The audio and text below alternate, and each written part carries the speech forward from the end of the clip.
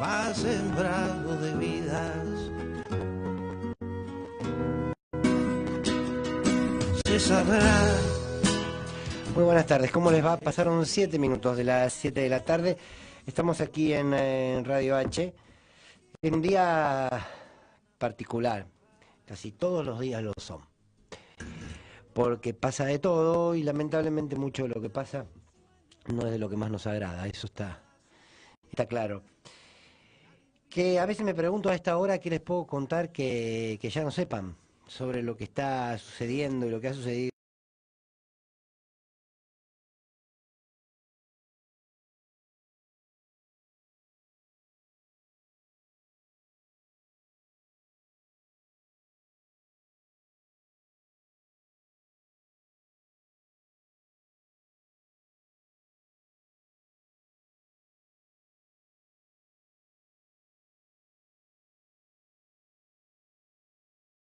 a esta persecución que lleva adelante el juez Bonadío. Claro, esto sucede y ayer pasó que hubo una marcha que en realidad uno debería respetarla. Hay quienes dicen que la democracia tiene que ver con el respeto por las diferencias. Sí, puede que sí. Puede que la democracia quizás en lo concreto, en la realidad de todos los días, tenga más que ver con la tolerancia que con el respeto. El respeto exige algo más. ¿Qué vimos ayer?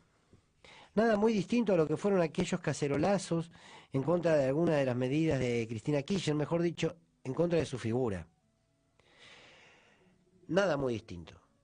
No hay otra porción de la sociedad nueva que se ha sumado a esta lógica persecutoria contra una líder del campo nacional y popular. Son los mismos de siempre. A los que alguna vez Ignacio Copani les cantó Cacerola de Teflón. No sé si la conocen y si no pueden escucharla, que realmente es muy buena. La pregunta entonces es, ¿qué hacemos con esta democracia que entre otras cosas nos exige respetar, que se desparrame odio, que se diga que se está peleando en contra de la corrupción cuando en realidad lo que se está haciendo es perseguir a una dirigente política? Me pregunto si en otras épocas debíamos haber respetado lo que fue la marcha, esa plaza de Mayo repleta, vivando al genocida de Galtieri. Me pregunto si ese mismo respeto había que haberlo extendido años antes a lo que fueron aquellos hombres y mujeres que golpeaban la puerta de los carteles pidiéndole a los militares que vengan.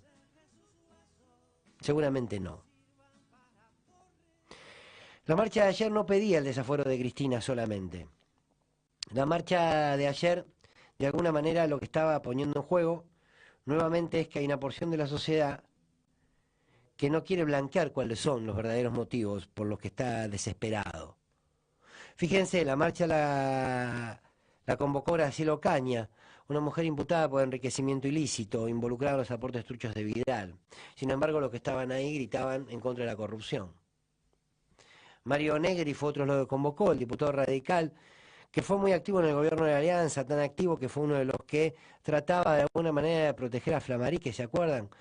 Con ese hecho de corrupción tan evidente que fue lo de las Banelco. Bueno, ellos convocan a una marcha en contra de la corrupción, qué sé yo. Por lo menos es llamativo. Ahora es triste ver a tanta gente movilizarse por lo que le cuentan los medios. Y no movilizarse, en todo caso, por defender determinadas políticas. Si vos en este contexto defendés las políticas del gobierno de Cambiemos, defendés el ajuste, entonces díganlo. Defienden el recorte a los jubilados, entonces díganlo. Defienden el acuerdo con el Fondo Monetario Internacional, endeudamiento a 100 años, que el dólar se dispare y eso desarme las economías familiares. Díganlo. Es triste ver a una porción de la sociedad que se cuelgan ahora de un montaje en contra de la presidenta, expresidenta, como en algún momento se colgaron de Nisman, como en algún momento se colgaron de que se robaron un PBI. Digo, es triste para una democracia esto, no está bien que nos pase esto. Por supuesto que si la discusión fuese de políticas, de cuál entendemos que es el rol del Estado, me movilizo a favor o en contra de una medida de gobierno, estamos discutiendo otra cosa. Ahí sí entra, si se quiere, el mundo del respeto. Ahora, difícilmente se pueda respetar una movilización donde de alguna manera se tomaba la humorada, que no fue ninguna humorada, pero sí de un humorista, como Alfredo Cáceres, y se gritaba, queremos flan.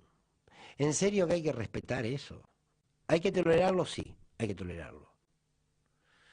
Ahora, es más de lo mismo todo lo que sucede. Es más de lo mismo. Es una porción del pueblo que en realidad lo que no quiere decir es que ellos se creen dueños de la patria. Lo que no quieren decir es que están convencidos que la Argentina les pertenece y todo lo que está por fuera de su mundo es aquello que hay que despreciar. Son los negros choriplaneros, son no sé cuántas cosas. No nos podemos quedar con esa foto, que los medios de alguna manera le inflaron lo suficiente como para que se crea que hubo una enorme movilización de este pueblo argentino que ha madurado y da la lucha contra la corrupción. Mauricio Macri es el corrupto más grande que tiene la Argentina. Él, su padre, su primo. Sin embargo, no pasa nada. Porque en realidad la corrupción, estoy casi convencido que no le importa a nadie. Estoy casi convencido que la corrupción es una excusa de algunos sectores del poder para perseguir a otros sectores del poder o del poder popular. En esta disputa estamos. Hoy en día, criticar a Cristina Fernández de Kirchner, adjudicarle cuanta acusación penal se quiera, casi que te constituye de inmediato en un cuadro político. Casi que te constituye de inmediato en una persona respetable. No, bueno, si vos cuestionás a Cristina Kirchner, decís que se robaron todo, hablas del PBI, hablas de las cuentas inexistentes de su hijo en el exterior, bueno, si vos nombrás todo eso es porque tenés una posición política. No, no tenés una posición política. Tener una posición política es otra cosa. Tener una posición política es otra cosa. Pero a esto nos empujan los medios. A esto nos empuja a esta justicia inquisidora. A que con el título de un diario sinteticemos y creamos que allí existe una identificación política por la cual hay que salir a pelear. Es de una hipocresía absoluta. Hay que preocuparse de los que estaban allí. Contame la causa. Explícame la causa. La de los cuadernos, los aportantes que aportaban coimas, que pagaban coimas para la campaña. Explícamela. Decime quién es Bonadí, decime quién es Stornelli, más allá de lo que te cuenta Roa en Clarín, o explícamelo. Y disculpen la soberbia, pero creo que dos de ¿cuántos? 10.000, 15.000 personas que habían lo pueden explicar. Es el ejemplo de la estupidización. Y como última reflexión, se las relaciono para diferenciarlo con la 125. Cuando el gobierno de Cristina Kirchner, ustedes recordarán muy bien, llevó adelante la 125, que exigía al campo pagar más retenciones para tener una mejor redistribución, una porción de la sociedad marchó a Plaza de Mayo. Marchó a Plaza de Mayo en defensa del campo. Por supuesto que había interés de desestabilizar todo lo que quieran. Ahora, allí había una discusión política. Allí había una discusión de quienes creen que el campo es el país, es la patria, quienes creen en esa lógica de sistema feudal de la Argentina, a estos dueños de la tierra que se han quedado con todo a costa de haber asesinado a otros tantos. Allí había una discusión política. Te podía gustar más o menos, pero existía en su matriz una defensa de la oligarquía frente a un gobierno popular. ¿Esto qué es? Esto que por supuesto ya lo escuchamos en más de una oportunidad, pero que no deja de sorprendernos. Miren, les quiero hacer escuchar alguna de las voces de ayer de la marcha. El contenido no van a poder desarrollar mucho. Intenten imaginar, si no lo pudieron ver en un audio, en un audiovisual, imaginen el rostro desencajado a partir del grito desaforado.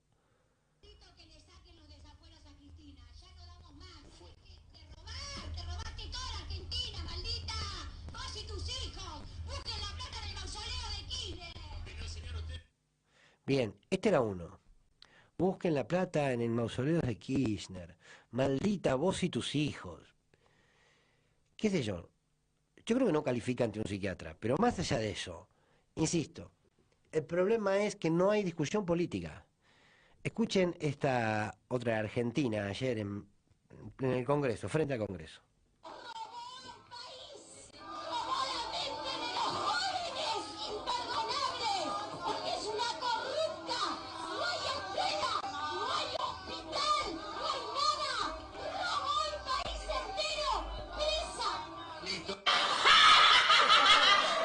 No hay escuela, no hay hospital. Habría que decirle que, por ejemplo, nunca se crearon tantas universidades y tantas otras escuelas como en el kirchnerismo. Se construyeron muchas más universidades, fue la etapa donde más universidades se construyeron en toda la historia argentina. No, esto no es opinable, no es si te gusta más o menos, si tengo menos, es un hecho de la realidad. Ahora, aquí el problema está en que existe una lógica donde el opresor, sintetizado en los medios de comunicación, instala en el oprimido sus intereses. Cuando en una sociedad el oprimido, las víctimas, repiten el discurso del opresor, del verdugo, como si fuese propio, es cuando esa porción del pueblo está vencida. Y esto es lo que se vio ayer. Ayer se vio en esa plaza el claro triunfo de quienes dominan sobre un sector de los dominados, que en muchos casos serán víctimas y otros casos serán víctimas con cierto grado de responsabilidad. Por tanto, ¿asusta? No. Han estado y estarán a lo largo de la historia. Lo que me parece que hay que dar la tarea es que no sean más, pero no porque después se tiene que resolver unas elecciones y a uno le gustaría que gane tal o cual candidato, no, sino porque una sociedad que repite y que reproduce a este tipo de hombres y de mujeres, a este tipo de sujetos políticos que destruyen la política, ahí estamos en problemas. Pasaron 20 minutos de las 7 de la tarde. En cualquier momento habla Cristina Kirchner. Por tanto, y sé que ustedes lo van a querer escuchar, mucho más que a mí, si aparece, me dan la señal a los compañeros y las compañeras de la producción y de la operación, de que ya está Cristina para hablar, la vamos a escuchar, porque entiendo que seguramente será de interés de todos. Separamos y cuando volvemos vamos a charlar, entre otras cosas, de lo que pasó en La Plata, de la represión. Y si se quieren, vamos a hablar del flan. Vamos a hablar del flan. Porque allí hay una mirada que es muy peligrosa. Digo el flan en términos de lo que dijo el humorista Alfredo Casero. Dale.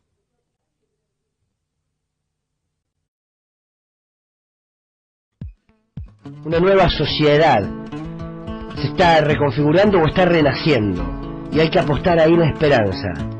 En esta etapa, nuestro pueblo debe parir un corazón intolerante frente al neoliberalismo y no alcanza con un corazón solidario. En todo caso, es un corazón solidario que convenza a la razón y que esa razón se transforme en acción política. La era está pariendo un corazón, diría Silvio Rodríguez. No puede más, se muere de dolor y hay que acudir corriendo, pues se cae el porvenir.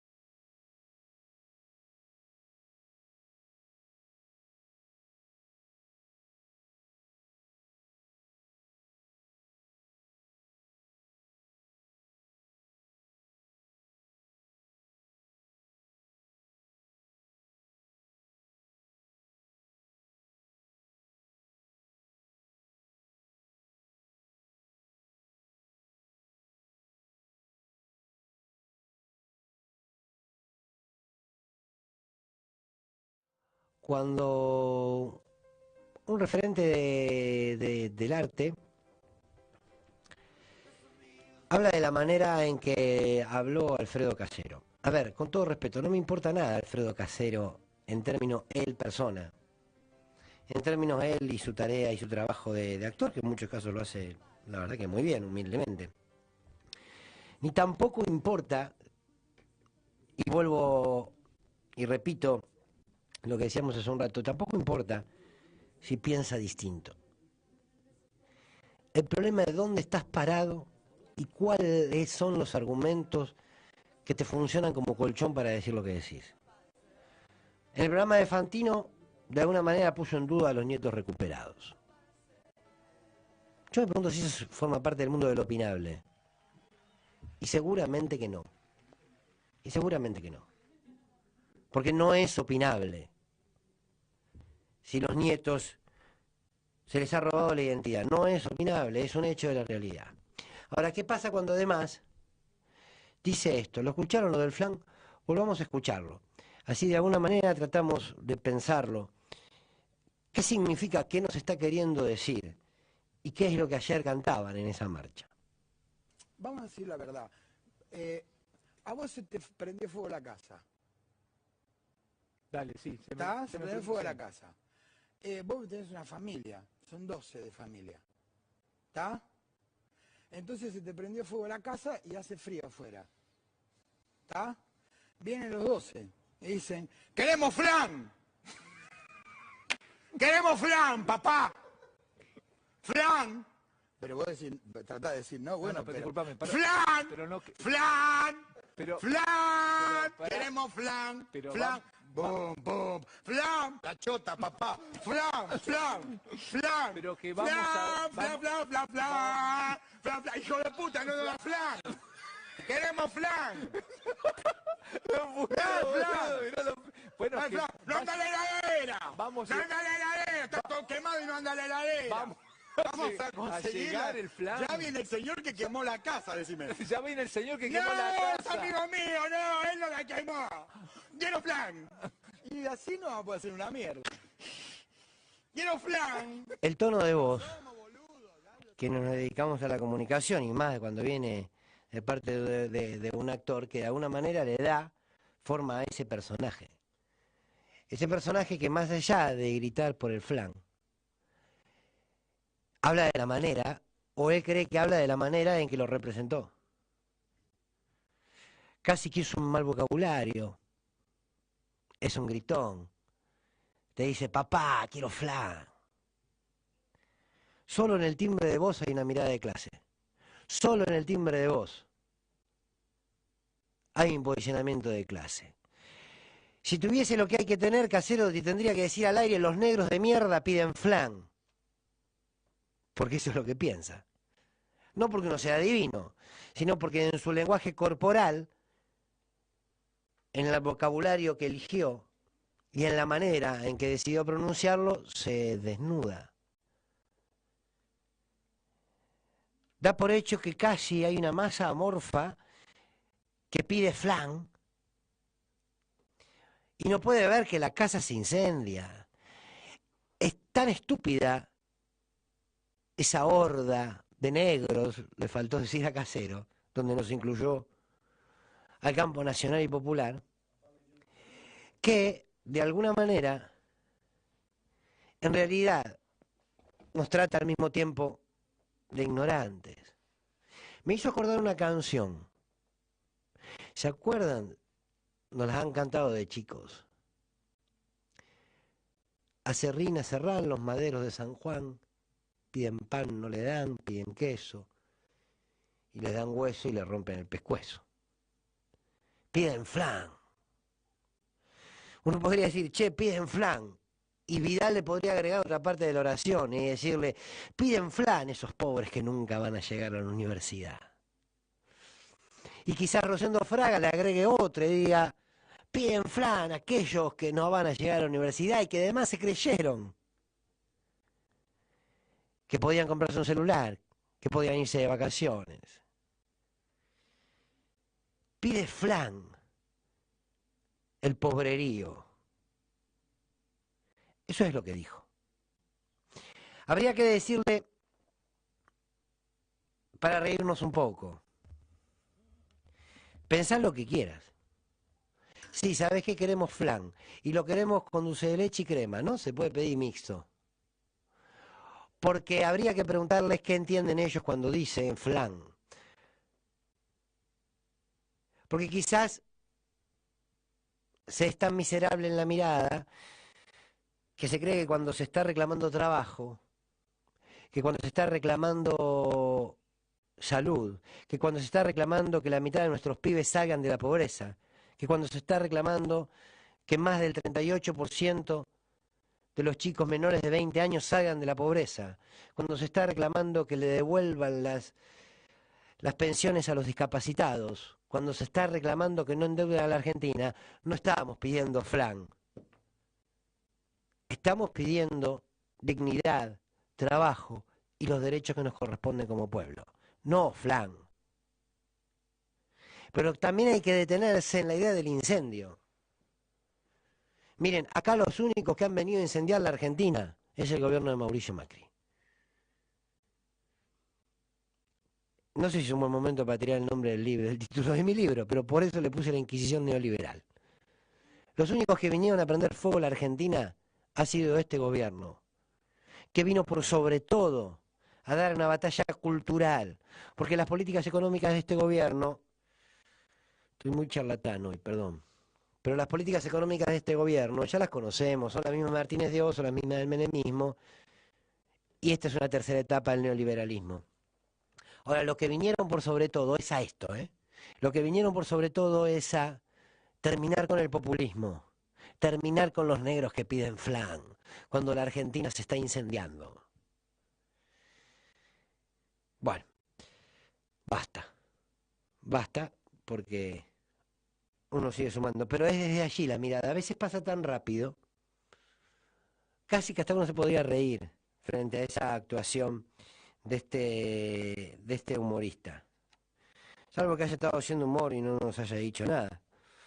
Puede pasar también. ¿Por qué no?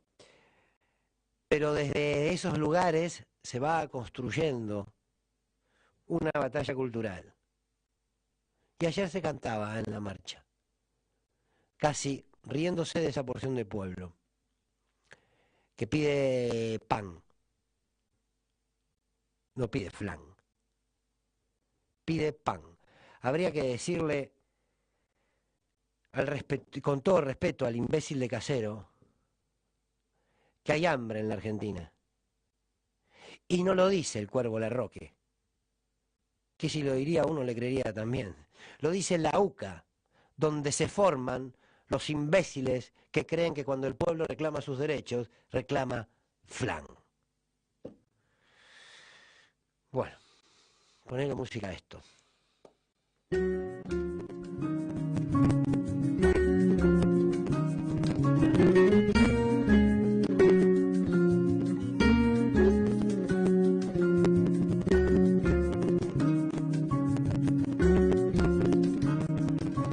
Hay días que cantamos de alegría, hay otros que lo hacemos sin razón, pero nunca se nos pasa ni por broma dejar de cantarle al amor. Hay veces que la vida desafina, hay tantas que no para de vibrar, pero nunca se nos pasa ni por broma dejar ni un solo día de intentar. Hoy voy a cantar contigo, mi amor, voy a cantar al filo de mi voz, voy a encender fueguitos de ilusión con otros corazones que no paran de soñar.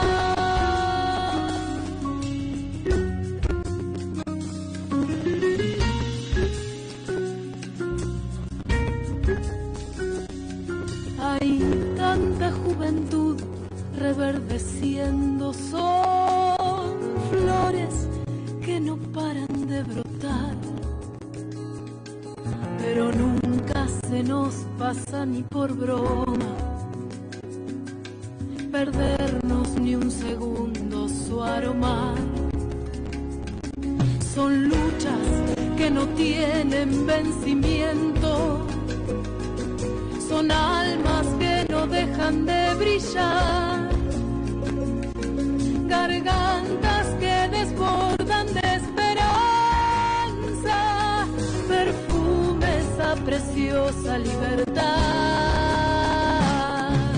Hoy voy a cantar contigo, mi amor, voy a cantar al filo de mi voz, voy a encender fueguitos de ilusión con otros corazones que no paran de soñar. Voy a cantar contigo, mi amor, voy a cantar al filo. No me bajes la canción, no me bajes la canción que me encanta, me encanta. Es más, le pido algo, Gustavo Paula. ¿Qué tal la operación técnica? Si se acaba, me la pegás. Bajámelo un cachitito que quiero leer los mensajes de los queridos oyentes con esta canción hermosa. Ay, ¿cómo se llama el apellido de quien la canta? Mariana es el nombre. Mozzoni, sí, qué linda canción. Es de Bonaudi, ¿no? Es de Juan Bonaudi. Bueno, a ver, les leo los mensajitos y se los quiero agradecer profundamente. A María Elisa, bueno, gracias.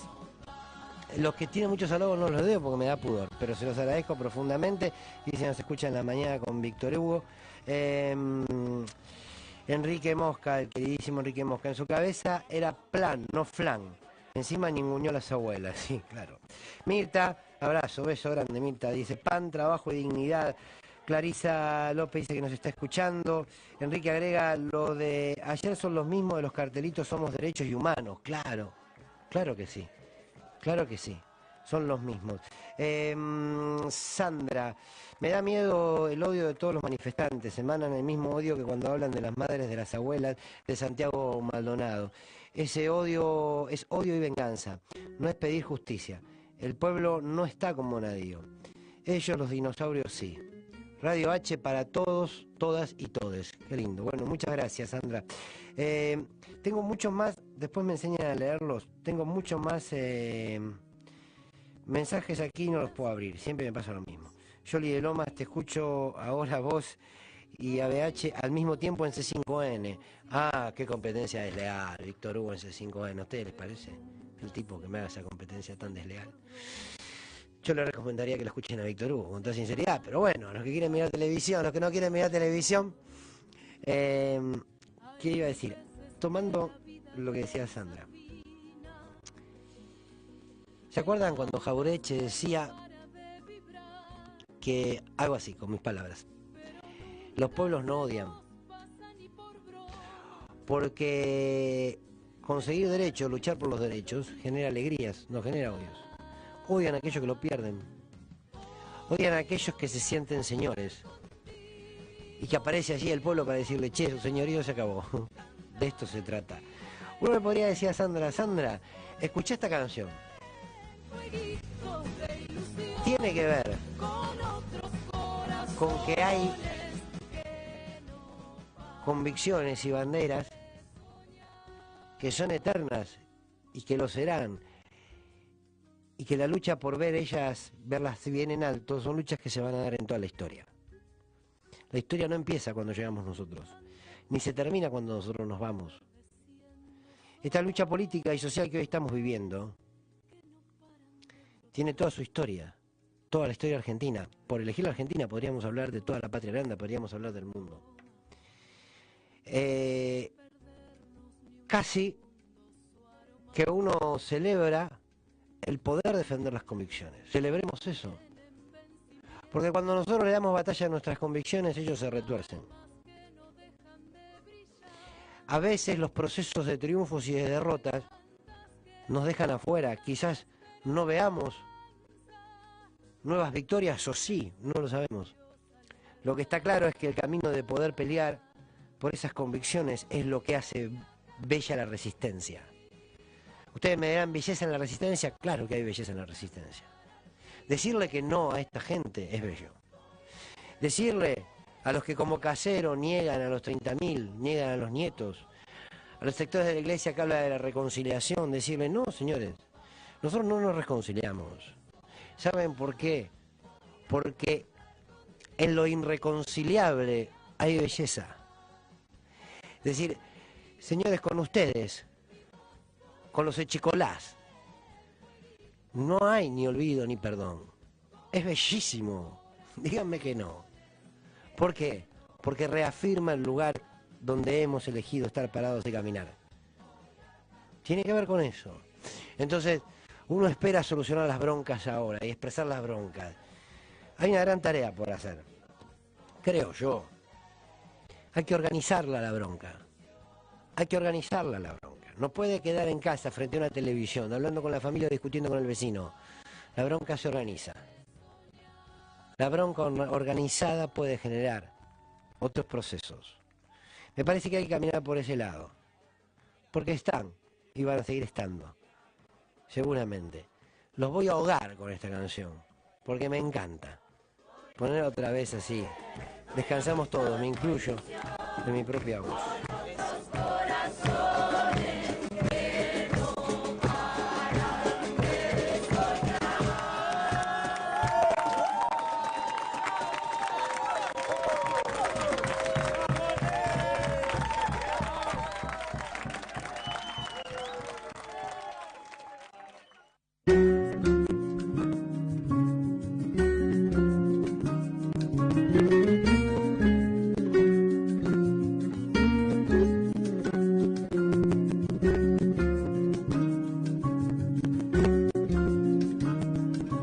Hay días que cantamos de alegría, hay otros que lo hacemos. Bueno, a ver, vamos a escuchar acá desde Radio H. ¿Pueden entrar al Facebook de Radio H? ¿Empezó a hablar Cristina ya? Bien, empezó a hablar Cristina. Vamos a escuchar a Cristina Fernández de Kirchner. En el mismo Facebook Live van a poder verla también, ¿sí? Porque estamos allí transmitiendo lo que está pasando en el Senado.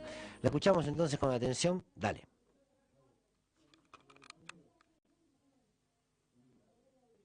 ¿Estamos o me... Cuando leyó en aquella reunión de labor parlamentaria un anónimo, el mayor escándalo del que se tenga memoria, ni siquiera en esa oportunidad se allanó la vivienda de ningún senador. Lo que se hizo fue simplemente una inspección. Aquí tengo la inspección al despacho de un senador.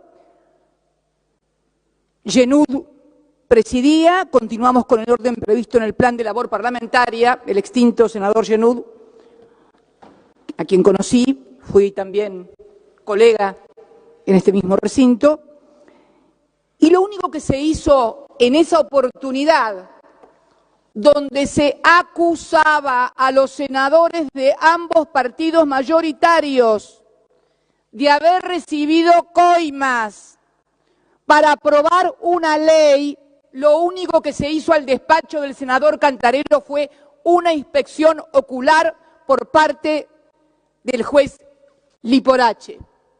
Mire, acá está como el parlamentario, y aquella época recordaba el evento. Liporache visitará hoy las oficinas de Cantarero, casi una reunión social, señora presidenta. Es más, aquí en un acta del Poder Judicial de la Nación, referida a esa causa penal, se agregó copia de la resolución dictada con fecha 27 de septiembre del año 2000 por el Honorable Senado de la Nación, mediante el cual se autorizaba a este tribunal a constituirse en el despacho del senador Emilio Cantarero para que procedieran a una inspección in visu. Esto es todo lo que se hizo. No es cierto lo que se dijo hoy aquí para fundamentar esto. Y además lo recuerdo muy bien, ¿sabe por qué, señora presidenta? Porque además, a los que hoy hablan del respeto a la ley, para evitar una crisis institucional que podía presuponer la declaración de un senador ante el quite de los fueros para prestar declaración indagatoria, porque en aquel momento no estaba permitido esto, no se le podía tomar declaración indagatoria a un legislador, el juez tenía previamente que desaforarlo. ¿Qué se hizo? Se modificó la ley de fueros. No solamente no se citó, no se allanó a nadie, sino que además modificaron la ley de fueros. ¿Y sabe por qué lo recuerdo? Porque yo en ese momento había dejado ya de ser senadora, me habían expulsado de ese bloque.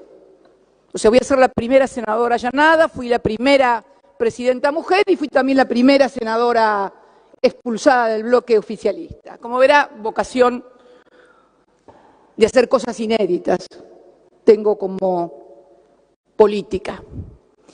Y me acuerdo muy bien porque ya era entonces diputada de la Nación. Había renunciado a mi banca, la que me correspondía como senadora hasta el 2001, y me había ido a competir por una banca de diputados para ayudar en ese momento a nuestro partido que estaba hackeado. Y en la Cámara de Diputados presenté un proyecto de ley antes de que se produjera este escándalo de las coimas, de la famosa Banelco. Presenté un proyecto de ley donde abordaba el problema de los fueros desde un aspecto jurídico y decía que cualquier legislador podía ser requerido para todas las acciones judiciales por cualquier juez sin necesidad de ser desaforado. Una cosa, puntos más, puntos menos, era eso. Me acuerdo entonces que cuando se produce la discusión, porque hubo además una solicitud de parte del Ejecutivo de entonces al Parlamento para que modificaran la ley de fueros, lo recuerdo muy bien, cuando un diputado entró diciendo, acaban de aprobar en diputados, vamos a tratar urgente esto, me acuerdo que, como también querían tratar el proyecto que yo había presentado, pedí permiso para abstenerme. ¿Por qué? Porque lo que yo había presentado como un proyecto para dar una respuesta jurídica a un problema de reglamentación de fueros, había devenido en un problema político. El problema político profundo es que para obtener la reforma laboral que precarizaba los derechos de los trabajadores, habían coimeado a senadores de los dos partidos. Este era el problema político que tenía el país. No lo tuvimos en el bloque de diputados, nosotros afortunadamente, pese a que la mesa de conducción del bloque de diputados apoyaba el proyecto que había ido del Poder Ejecutivo, algún senador que integraba esa mesa de conducción lo debe recordar, pero fue precisamente un grupo de diputados, entre los cuales estaba yo y también los diputados de la provincia de Buenos Aires, que nos opusimos tenaz y duramente a aquella ley y por lo tanto en el escándalo quedó involucrado únicamente el Senado. Esta es la historia del mayor escándalo de corrupción institucional. ¿Y por qué corrupción institucional, señora presidenta? Porque le habían pagado a legisladores para que dieran una determinada norma. Esto era el gran escándalo. Bien. 18 años después, sentada en este mismo recinto, tengo que decir que también estamos ante un grave problema político. Esto de que yo escuchaba acerca de fundamentaciones jurídicas importantes, me hacían recordar de repente como que estábamos hablando no en la ciudad de Buenos Aires, capital de la República Argentina, sino en Oslo, capital de Noruega, y entonces estábamos discutiendo acerca de cuestiones que parecen sacadas de un libro de derecho, pero que en realidad no se da, señora presidenta. Estamos conviviendo a diario con titulares donde se nos dice que el fiscal Stornelli, que el juez Bonadío van a amenazar meter presos. Hoy venía para acá y un conocido letrado, apoderado de uno de los empresarios detenidos, decía que están amenazando y les hacen decir cualquier cosa y que su defendido posiblemente dentro de unos días mienta y acuse a alguno para que lo dejen en libertad. ¿Pero qué? No nos damos, somos todos hombres y mujeres grandes. ¿Qué me van a decir mirándome a los ojos? ¿Que realmente creen que los que están hablando como arrepentidos están diciendo en serio la verdad?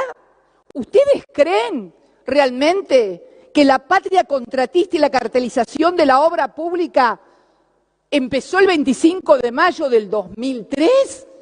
¿En serio que se produjo esa reunión tal cual cuenta un empresario que dice que lo llamó un ministro y le explicó cómo tenían que hacer a él, que venía de varias presidencias de la Cámara Argentina de la Construcción? La patria contratista, ¿cómo se cartelizaba la obra pública? ¿En serio? En la República Argentina que preside Mauricio Macri, no Konrad Adenauer, no tenemos de presidenta a Konrad Adenauer, está de presidente Mauricio Macri, el hijo de Franco, el primo hermano de Ángelo Calcaterra, el hermano del alma de Nicky Caputo. ¿Qué me van a decir en serio? ¿Y sabe cuándo pude corroborar esto, señora presidenta, en esta causa? Cuando me levanto un día y veo un titular en un diario. Un empresario confesó que pagó $600.000 por un decreto de Cristina Kirchner. Pedí el decreto, señora presidenta. El empresario es Gabriel Romero, que no es un empresario K. Gabriel Romero empezó, era chatarrero creo, empezó como empresario cuando le vendieron los talleres de EMEPA en Chascomús, no en Calafate ni en Río Gallegos, ni existíamos nosotros. Ahí empezó su despegue como empresario, y si tiene alguna cercanía no es con los K ni con una familia presidencial K, en absoluto. Este empresario, siempre a tenor de lo que titulan los diarios, decía que había tenido que pagar $600.000 por un decreto que yo había firmado. Lo pedí.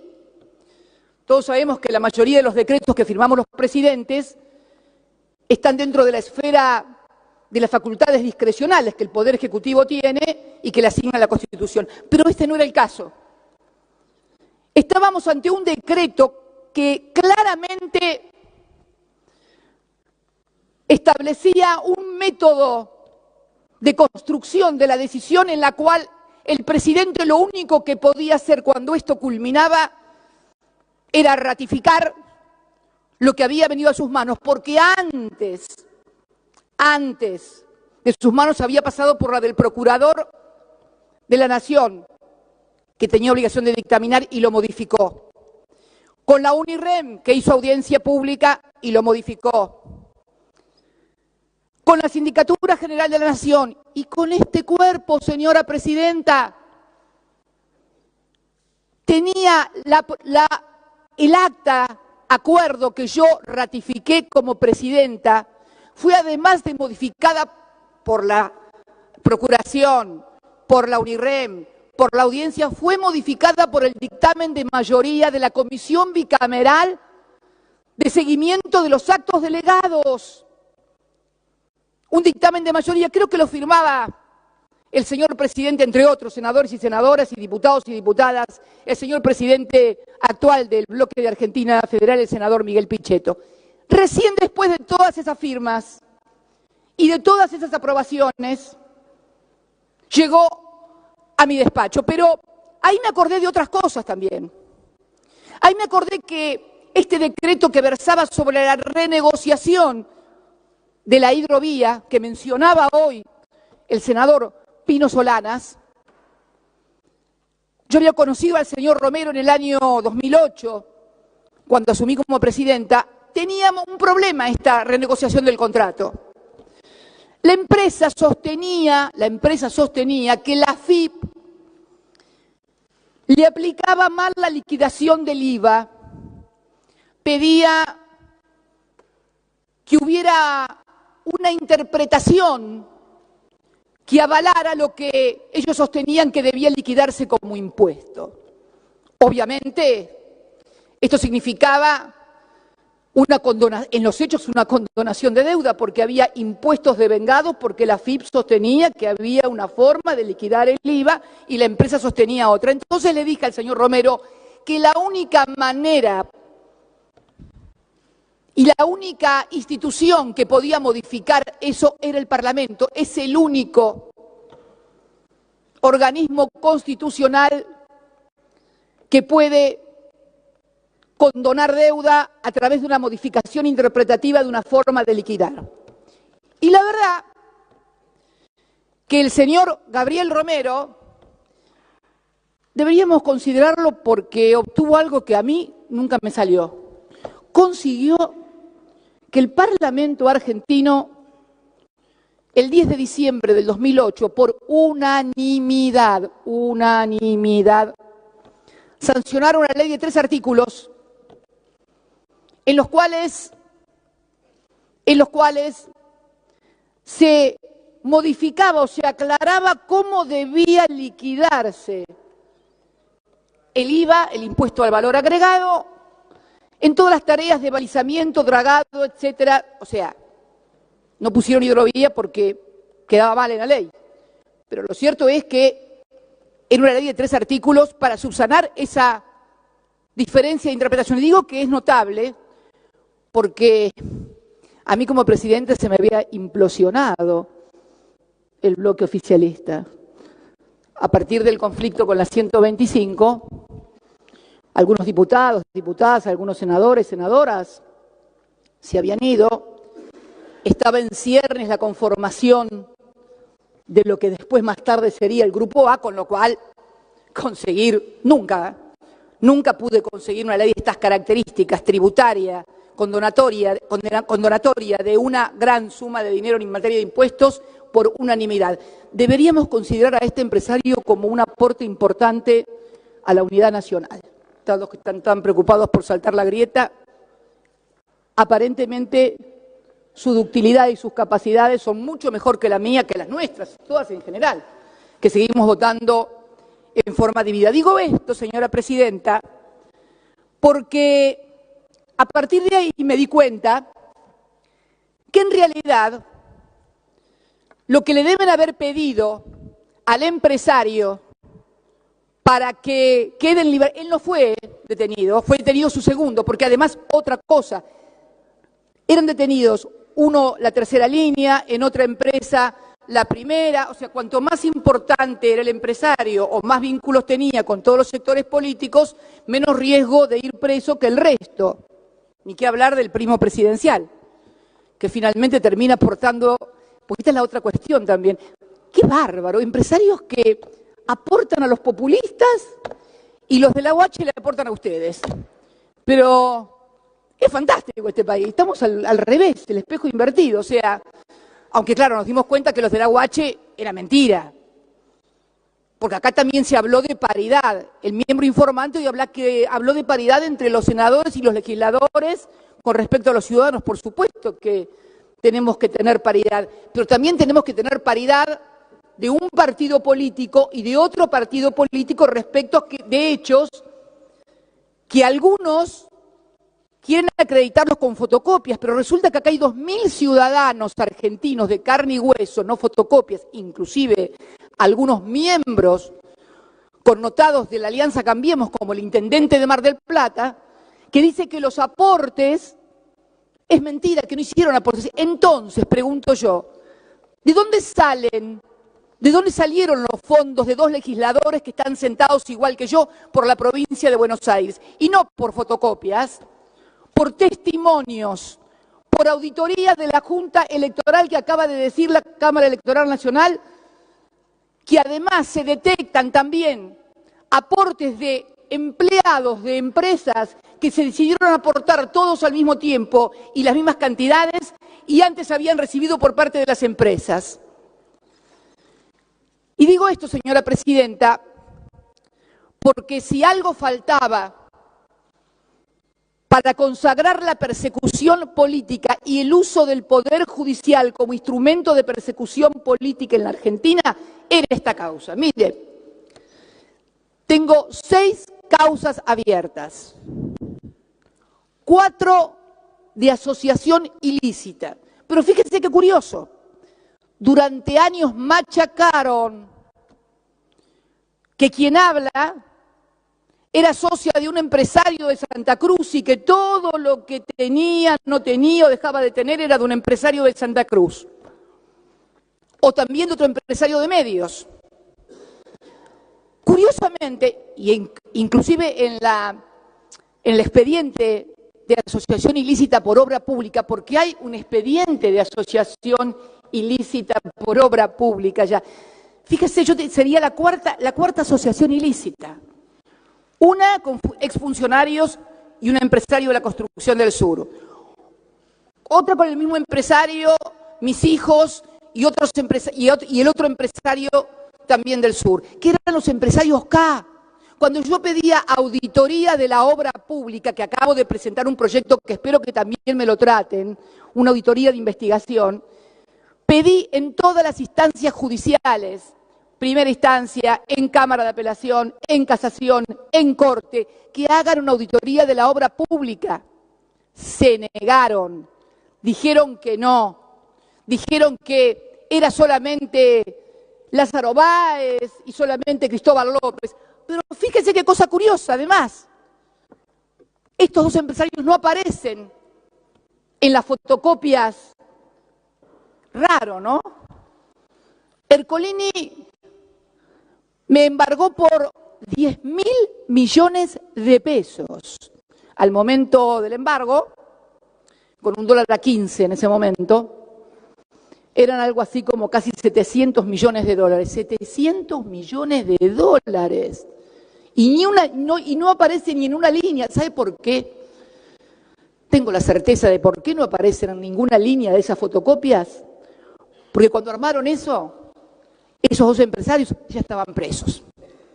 No era necesario ponerlos, ya estaban presos.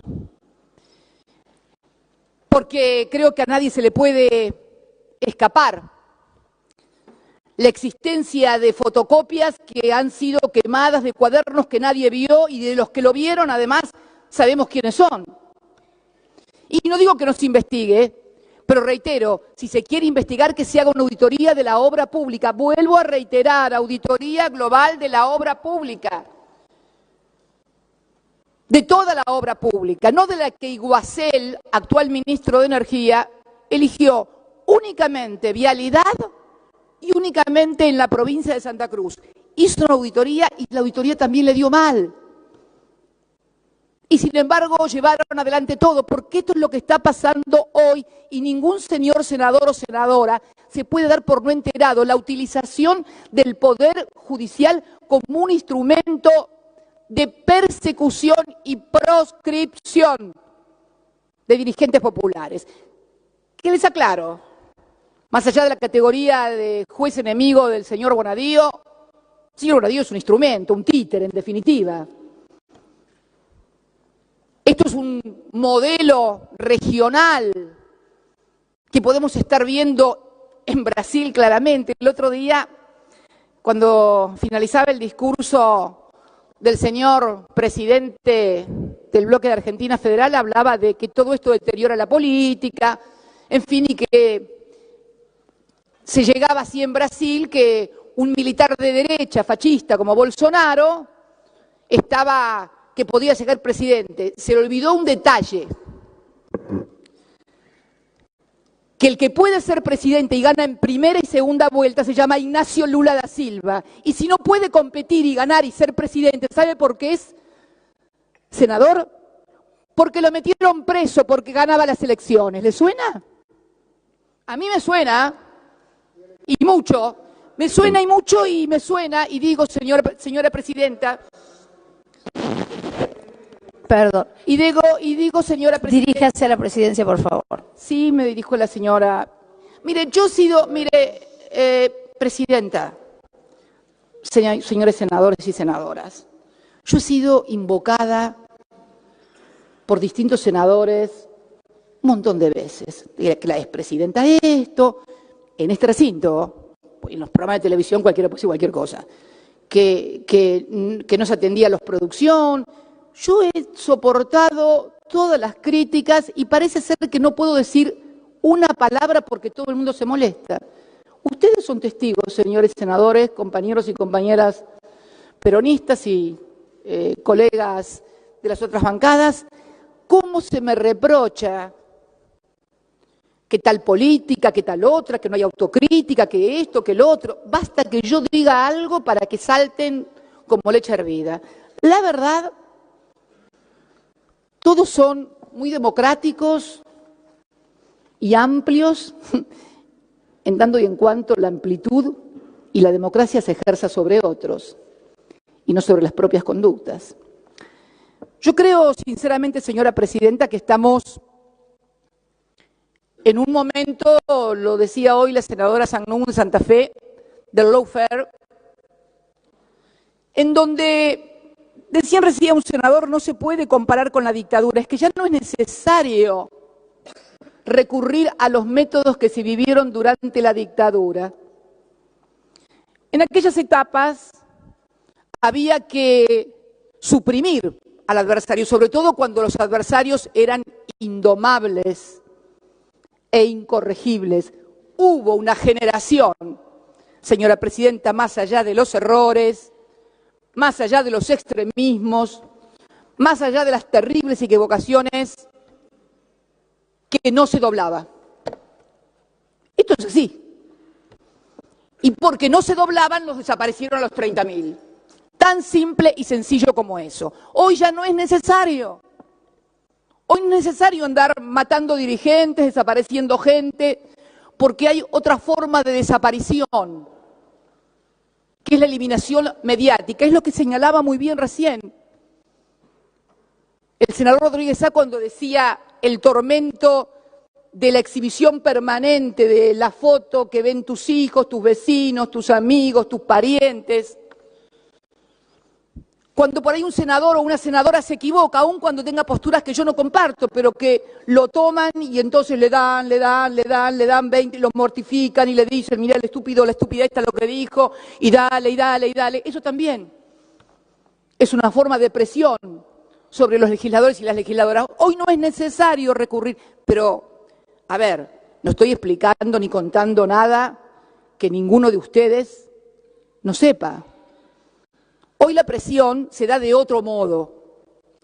Y yo creo que esta instrumentación del poder judicial que se da aquí, en la Argentina, que se da en Brasil, que se da en Ecuador, es una estrategia regional. No tengo ninguna duda y creo que quienes estamos sentados en estas bancas, con mayores o menores diferencias, también lo sabemos. Pero, ¿por qué es necesario esto? ¿Por qué hay que suprimir? Porque alguien dijo esto le puede pasar a cualquiera. Error, estas cosas no le pasan a cualquiera.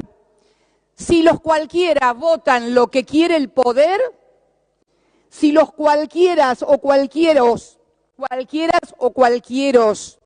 levantan la manito para reforma previsional, para pacto fiscal, para lo que necesite el poder de turno, no le pasa nada a nadie. Es mentira. Estas persecuciones le pasan a los que con errores y con aciertos creemos en algo y defendemos ese algo. Y yo creo en lo que hice como presidenta de los argentinos. Creo en la redistribución del ingreso. Creo en el empoderamiento de los derechos. Creo en las universidades públicas. Creo en la ciencia y la tecnología. Creo en todas y cada una de esas cosas. Creo en el desendeudamiento como un instrumento de autonomía en la toma de decisiones de un país. Sí creo en esas cosas. No me van a hacer arrepentir. Si creen que con los bonadíos, con los desafueros, me voy a arrepentir, no me arrepiento de nada de lo que hice.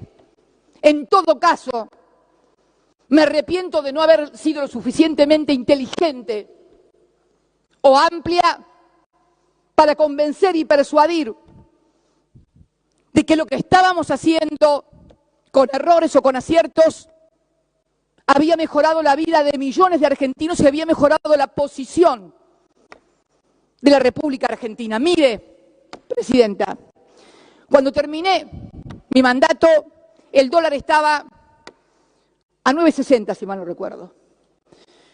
Cuando fui a dar mi primera declaración indagatoria con Bonadío por dólar futuro,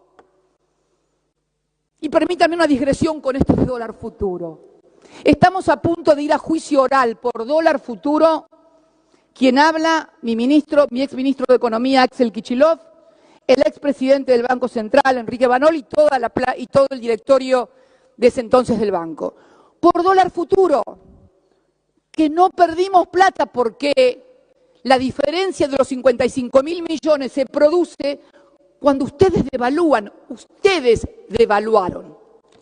Ustedes decidieron el precio de los contratos a futuro el 13 de diciembre. Mario Quintana, domingo 13 de diciembre, en la Casa de Gobierno, con el titular del ROFEX, en una negociación absolutamente incompatible con la función pública, porque además el señor Quintana y Caputo habían celebrado contratos a futuro que fui denunciada por el senador Pinedo y el diputado Negri. Nos denunciaban que nosotros estábamos haciendo contratos de dólar a futuro para que los amigos nuestros se llenaran de plata. Cayó en Bonadío. Bonadío allanó en plena campaña electoral y en plena ronda cambiaria el Banco Central. Resulta ser que no hubo un solo funcionario de mi gobierno, ni allegados ni conocidos, que hubieran celebrado contratos futuros. Los que habían celebrado contratos futuros eran ustedes. Y los que vamos a juicio oral somos nosotros. No voy a entrar en las LEVAX, no voy a entrar en los botes, no voy a entrar, en los botes van a entrar, me parece, en algún momento todo el mundo, si vamos y seguimos como estamos, pero no voy a entrar en esas cosas, no voy a entrar en la quema de reserva, no, quema no, porque quema en realidad sería que se quemara y no se lo llevara nadie. En la entrega de reservas vergonzosa y delictiva que hicieron para mantener el tipo de cambio y se pudieran retirar el JP Morgan y otros grandes fondos de inversión que además habían tenido como empleados a los actuales funcionarios. Es un escándalo y ustedes lo saben. Y los procesados somos nosotros. Y los que luchan contra la corrupción son ustedes. Pero por favor, nos tomaron a todos de estúpidos o de estúpidas. Cuando fui, decía, a declarar en ese momento la indagatoria el 13 de abril del 2016, el dólar estaba ya a 14.60, creo, 14.60. Voy por la sexta declaración indagatoria y el dólar ya va a 31 pesos. ¿Ustedes creen que van a solucionar o tapar el sol con la mano a partir de, como dijo algún ministro que reputado periodista, que no es acá precisamente, dijo, bueno, si no hay pan, que haya circo? Esta es la otra gran maniobra del lawfare. Al mismo tiempo que sirve para perseguir y proscribir, sirve para distracción, que debo decirle cada vez le da menor resultado, porque cuando la gente le empiezan a llegar las facturas que le están llegando de luz, de gas, cuando no le alcanza para comer, la verdad que las tapas de Clarín son buenas, pero ¿sabe qué? En el café con leche o en el mate cocido no sirven. Ahí hay que poner pan o galletitas. Tampoco sirven para hacer guiso, ni los zocaleros, ni los diarios. Mucho menos para triturar el diario y ponerlo en la nafta, que hoy está a precio dólar. Y entonces hoy, en esta Argentina, que seguramente había problemas en el 2015, no hay un país sin problemas, pero el endeudamiento estructural no era uno de ellos. Al contrario, fue la gran virtud de nuestro gobierno, desendeudar al país. Tanto lo desendeudamos que ustedes pudieron contraer una deuda superior, muy superior en 2 años y medio a la que contrajo la dictadura militar durante toda su gobierno. Es increíble lo que han hecho. Han endeudado en más de 100.000 millones de dólares el país. ¿Dónde está, señora presidenta, los 100.000 millones de dólares? No están en las universidades, no están en los colegios. Hoy acaba de volar una directora y un portero en un colegio de la provincia de Buenos Aires. ¿Dónde están los más de 100.000 millones de dólares que recibimos de préstamos? Se dice que van nuevamente a negociar otra ampliación de préstamo con el Fondo Monetario Internacional. Y este método de distracción me parece que debería ser revisado. Porque miren, y a los que creen además que yo soy un obstáculo, yo no soy el problema de este gobierno. El principal problema que tiene este gobierno son ustedes mismos y sus políticas espantosas. Espantosas sus políticas, no soy yo. Y tampoco soy el problema que algunos hombres de mi partido, porque también no puedo ignorar que junto a todo esto hay intenso fuego amigo, creen que yo soy el obstáculo para llegar no sé a dónde. Miren, quiero ser sincera, si mañana o este mismo momento un rayo me partiera y de mí quedaran solamente esparcidas las cenizas, hay algunos que no llegarían igual nunca por el voto popular a presidente. Pero lo lamento, pero no soy yo el problema, señora presidenta. Porque veo que y además también está claro que lo que ustedes repetían y que otros repetían como un mantra, a nosotros nos conviene que sea ella la candidata a presidenta, porque ella es la candidata a presidenta, seguro que Mauricio gana seguro. Bueno, parece que a algunos se le quemaron los papeles y entonces la caballería judicial arremete con fuerza. Mire, la historia de la Argentina demuestra que pueden encarcelar gente, pueden meter a todos los opositores, me pueden meter presa. ¿Y usted cree que realmente la Argentina va a ser más gobernable? ¿En serio? Yo me atrevo a decir que no es así, que al contrario, deberían comenzar a intentar rever políticas en lugar de insistir en ese tipo de cosas. Y en cuanto a lo que se ha presentado como que yo planteo condicionamientos al juez, ¿a ustedes les parece, después de haberme escuchado en todas las radios y la televisión de la República Argentina, reproducidos mis diálogos privados con otro de los miembros de la asociación ilícita, a la sazón presidente del Instituto Patria, Oscar Parrilli, donde me anunciaban casi con marquesinas conversaciones privadas que habían sido grabadas por escuchas judiciales que dependen de la Corte? ¿Escucharon algún miembro de la Corte, de los que hablaban durante mi gobierno del derecho a las instituciones y la transparencia? ¿A alguien se le movió un pelo al ver que una expresidenta de la Nación, sus conversaciones privadas son difundidas? ¿Les parece en serio que no tengo derecho a desconfiar? Hoy mismo subí a mi red un videíto que andaba circulando por la red respecto del allanamiento de una inmobiliaria en Río Gallegos. 3 allanamientos sufrió la inmobiliaria de Río Gallegos, 2015, 2016 y 2017, todos de Bonadío. Y ahora presentaban una imagen de la inmobiliaria desocupada. ¿Sabe qué recuperamos? Recuperaron la imagen inicial, la que había salido en el 2015, editada por Perfil, donde estaba la inmobiliaria con sus carpetas, o sea, la inmobiliaria ocupada, que fue el primer allanamiento. Esto es la manipulación descarada de la justicia, de las filmaciones y de los registros. Pero además, señora presidenta, también ha sido objeto de vigilancia por parte de personal de la AFI.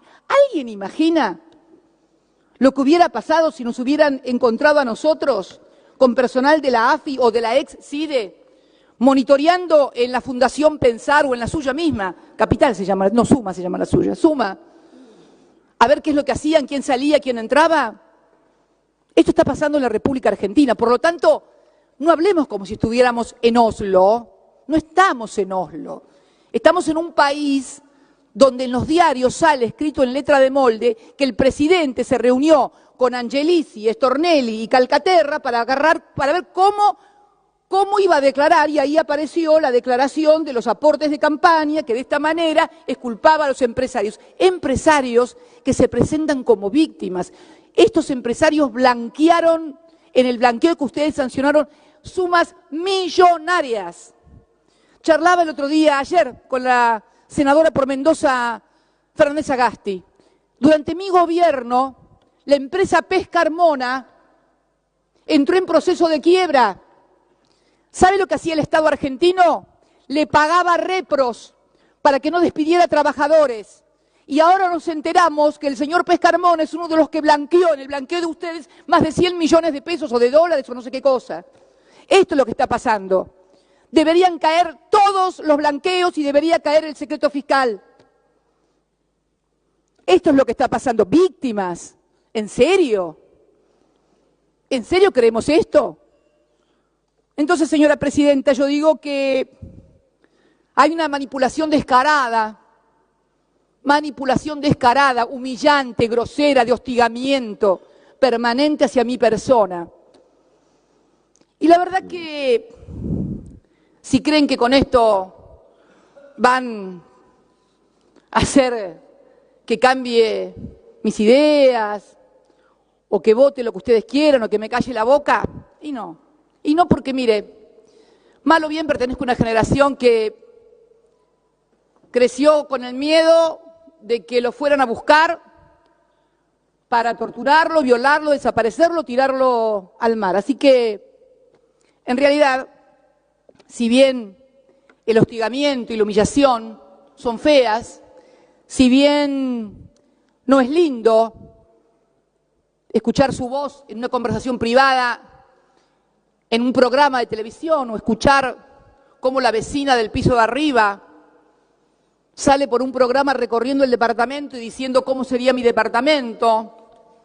Así estamos en la República Argentina. ¿En serio que piensan que viven en un país normal? ¿En serio que piensan todos ustedes que viven en un país normal? Por Dios, yo nunca he visto una cosa igual. Miren, yo fui muy opositora al menemismo, muy. De hecho, me echaron del bloque. Pero la verdad que al lado de lo que se está viviendo ahora, por Dios, llamen a ese estadista otra vez, por Dios. Es terrible lo que está pasando en la República Argentina. Entonces me parece, señora presidenta, que cuando digo y pido a mis colegas, ya redondeo, señora presidenta, y pido a mis colegas que no haya registros fílmicos, es porque sé que después invariablemente salen en todos los medios y en todos los programas de televisión. Porque ha sido una conducta constante, entonces tengo derecho, me parece, a querer resguardar esto. Y había pedido también la presencia de senadores, porque fíjese qué curioso, en lo que leí de los senadores, cuando era senador, el senador Alberto Rodríguez A., el hermano del actual senador, cuando se produjo, mire usted, cuando se produjo la inspección ocular al despacho de Cantarero, dice el senador Rodríguez A., me parece que no tomamos la previsión, senador Alberto Rodríguez A., señor presidente, se dirige a Yenud, estoy de acuerdo con todo lo que ha dicho el señor presidente de la Comisión de Asuntos Constitucionales. Me parece que no tomamos la previsión de agregarle a la resolución que tiene que haber algún senador presente cuando venga el señor juez a los fines de tener una cordialidad con el Poder Judicial y con los señores senadores que están en la causa. Es lo que corresponde para el buen procedimiento. Fíjese, hasta para una inspección ocular a un despacho de esta casa se proponía y se aceptaba que un senador pudiera estar presente como un procedimiento de garantía. Pero, bueno, la verdad que ustedes consideran que el doctor Bonadío es un juez imparcial. 6 causas, 5 fueron iniciadas e impulsadas por él. Casi tiene fuero de atracción sobre Kirchner, o sea, así como hay fueros de atracción un juez universal. Es un juez universal como fuero de atracción.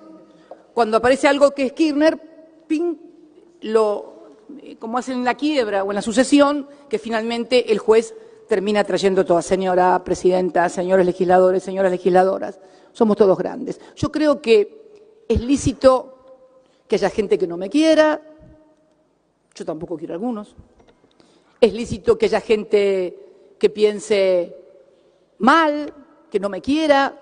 Ahora, lo que sí es lícito, lo que no es lícito, es que realmente quiera hacerse aparecer como estamos ante un sistema justo, transparente y con jueces imparciales.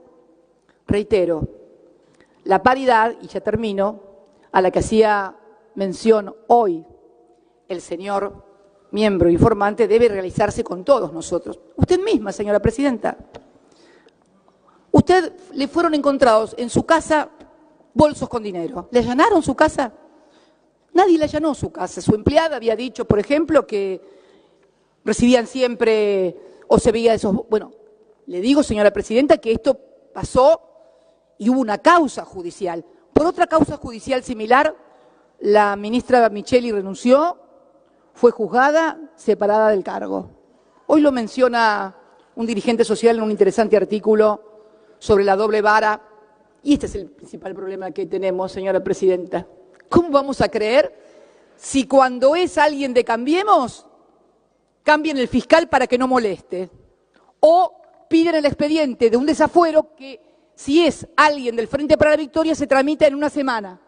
En una semana se tramita si es el Frente para la Victoria. Si es de Cambiemos, y hoy escuchaba decir que fue confirmado por casación el pedido de desafuero, por casación, ya nada falta. Sin embargo, hace meses, y sin embargo el desafuero no se trata. Así que, señora presidenta, no es cierto esto de la paridad, no es cierto esto de la igualdad, no es cierto esto de la transparencia, todo tiene que ver con todo. Si es de oficialista, de Cambiemos, o vota lo que quiere Cambiemos, no tiene problemas. Si no, sí hay problemas. Este es todo el problema que tenemos hoy, nada más ni nada menos, señora presidenta. Y además también, para finalizar, que cuando uno ve que hemos discutido durante todo un día esto y nadie dice nada de Fondo Federal de Soja, de eliminación de los reintegros a las exportaciones de las economías regionales, de las tarifas escandalosas que están llegando.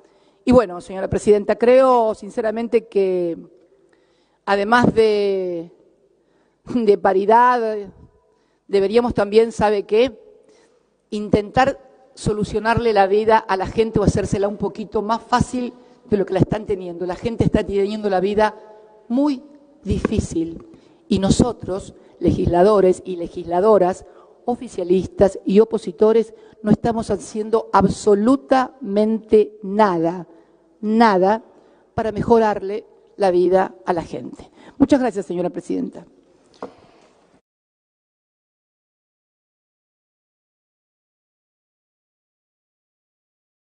Se está reconfigurando o está renaciendo, y hay que apostar ahí la esperanza. En esta etapa, nuestro pueblo debe parir un corazón intolerante frente al neoliberalismo, y no alcanza con un corazón solidario. En todo caso, es un corazón solidario que convenza a la razón y que esa razón se transforme en acción política.